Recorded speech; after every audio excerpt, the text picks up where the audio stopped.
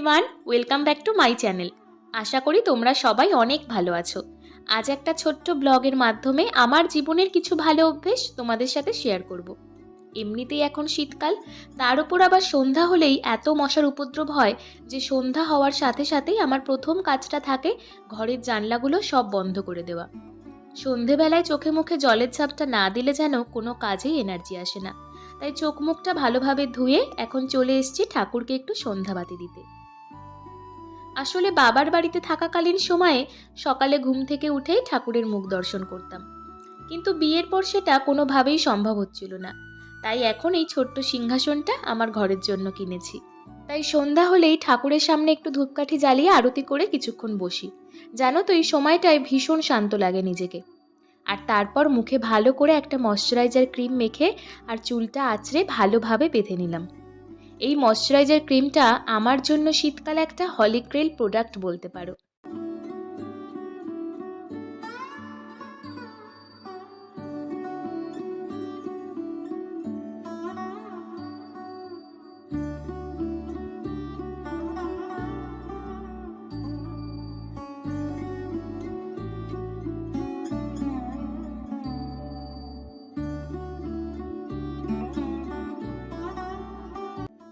এখন বাজে সন্ধ্যে 6:30 মতন। রান্নাঘরে এসেই প্রথমে দুধটা জাল হতে বসিয়ে দিলাম, আর পাশাপাশি আমাদের সবার জন্য একটু চাও বানিয়ে নেব।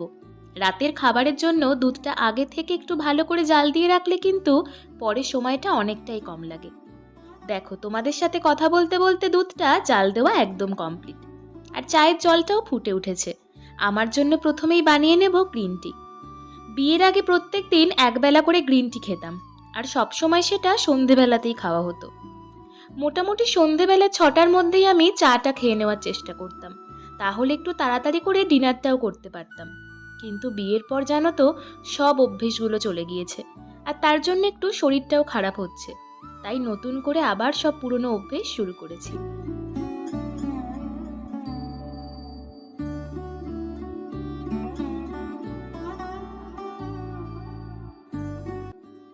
চা পাতার মধ্যে একটু গরম জল দিয়ে সেটাকে ঢেকে রেখে দিলে কিন্তু গ্রিন টিটা বেশ ভালো হয়।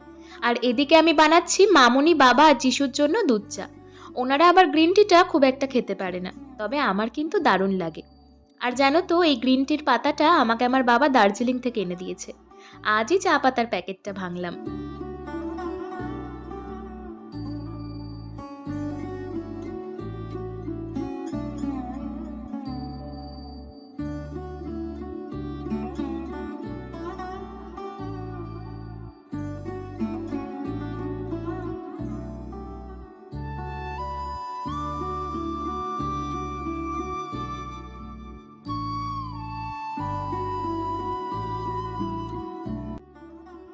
তোমাদের সাথে কথা বলতে বলতে দুধ চা আর তার সাথে গ্রিন টি সবটাই কিন্তু হয়ে গিয়েছে।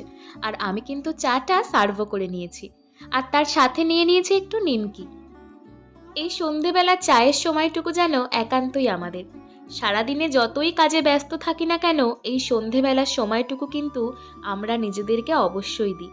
কারণ দিনের শেষে জানো তো, অনেক কথা জমে থাকে, যে কথাগুলো একে অপরকে না বলতে পারলে মনটা যেন ভার হয়ে থাকে। আর তার সাথে সাথে একটু আড্ডা খুনসুটি আমাদের চলতেই থাকে।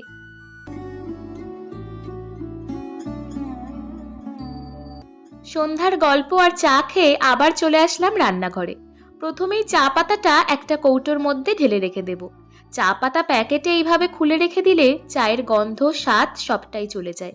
তাই সবসময় চেষ্টা করি কৌটোর মধ্যে ঢেলে রাখতে।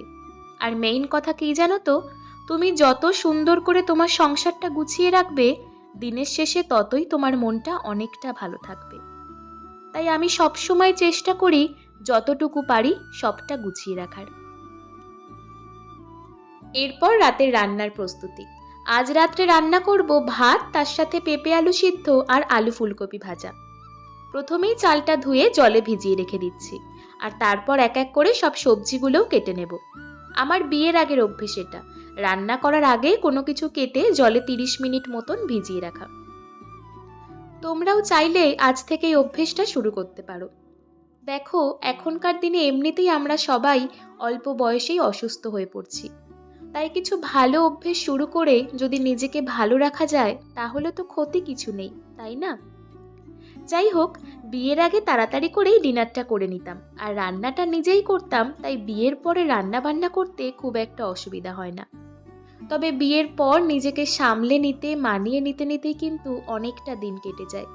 আমারও ঠিক সেটাই হয়েছিল। তাই রাতের খাবারটাও আর তাড়াতাড়ি করে খাওয়া হতো না। তবে এই ১ মাস হলো নতুন করে সব শুরু করেছি। রাতের খাবারটা আমি এখন আর ৯টার পরে একদমই খাই না। এতে শরীরটাও সুস্থ থাকে আর মনটাও অনেক ভালো থাকে। তোমাদের সাথে কথা বলতে বলতে সব সবজিগুলো কেটে নিয়েছি আর জলে ভিজিয়ে রেখে দিলাম। এর ফাঁকে করে নেব একটু হেয়ার কেয়ার। আজ রাত্রে চুলে একটু তেল দেব, তাই আজ এই হেয়ার টনিকটাও চুলে ইউজ করব। এটা তেল দেওয়ার ১ ঘন্টা আগে মতন ইউজ করতে হয়। আর এই টনিকটা কিন্তু চুল পড়া কম করতে আর তার সাথে সাথে নতুন চুল গজাতেও সাহায্য করে। টনিকটা স্ক্যাল্পে ভালো করে দিয়ে হালকা হাতে ম্যাসাজ করে নিচ্ছি। এই হেয়ার টনিকের কোনো ডিটেলস জানতে চাইলে আমাকে অবশ্যই কমেন্ট করতে পারো। যাই হোক, অনেকটাই রাত হলো, এবার রাতের রান্নাটা করতে হবে।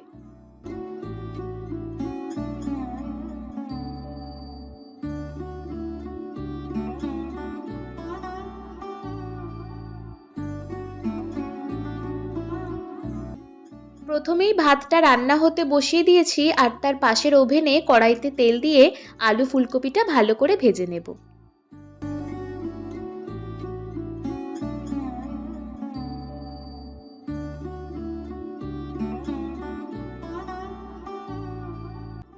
আলু ফুলকপি ভাজার মধ্যে নুন দিয়ে মিশিয়ে ঢাকা দিয়ে দিলাম, তাহলে ভাজাটাও একটু তাড়াতাড়ি করে হয়ে যাবে।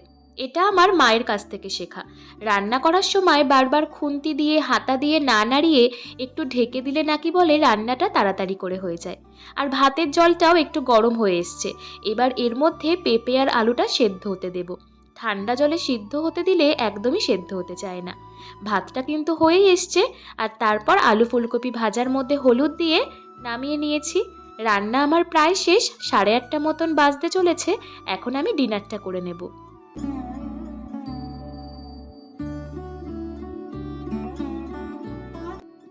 চলো, ডিনার ডান। এরপর ১ বাটি জল বসিয়ে দিয়েছি গরম হতে। এর মধ্যে ২ চামচ জিরে আর ১ চামচ জোয়ান দিয়ে ভালো করে ফুটিয়ে নিচ্ছি। এই জলটা আমি রেগুলার ডিনারের পরে খাই। হজমের জন্য তো খুব ভালো। এছাড়াও যাদের পিসিওডি আছে তারাও ট্রাই করে দেখতে পারো।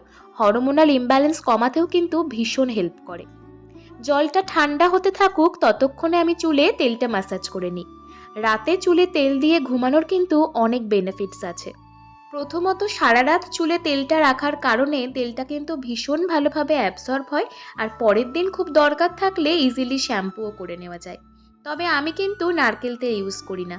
আমি যেই তেলটা ইউজ করি সেটা অনেক দিন হতে গেল আমি অর্ডার দিয়েছি, আমি এখনও পাইনি। আর আমি যখন নারকেল তেলটা ইউজ করি আমি কিন্তু তেলটা একটু গরম করে ইউজ করি, কারণ ঠান্ডা তেল চুলে ইউজ করলে যতটা না কাজ হয় তার থেকে কিন্তু তেলটা গরম করে ইউজ করলে আরও অনেক বেশি কাজ হয়। তারপর ভালো করে চুলটা বেঁধে নেব। যাই হোক, আজ অনেক গল্প হলো তোমাদের সাথে। সবাই ভালো থেকো, আমার চ্যানেলের সাথে থেকো।